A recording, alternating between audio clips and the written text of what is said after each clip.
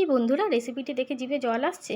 অবশ্যই জিভে জল আসবে, কারণ রেসিপিটি এতই লোভনীয়। তাই জন্য এই রেসিপিটি আজকে আমি আপনাদের সাথে শেয়ার করলাম। ভালো লাগলে অবশ্যই লাইক কমেন্ট শেয়ার করবেন। প্রথমে দেখুন কড়া গরম বসিয়ে দিয়েছি, দিয়ে দেবো সরিষার তেল।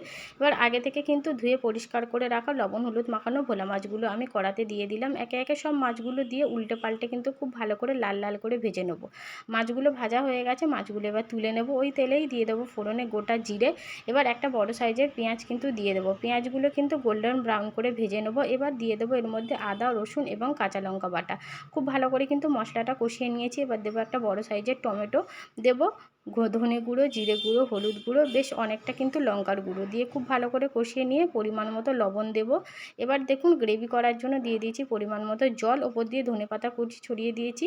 গ্রেভিটা একটু ঘন হয়ে গেলে মাছগুলো দিয়ে কিন্তু নামিয়ে নেব। দেখুন আমাদের তেল ভোলে একদম রেডি হয়ে গেছে। আশা করি আপনাদের রেসিপিটি খুব ভালো লেগেছে। ভালো লাগলে একটা শেয়ার করুন।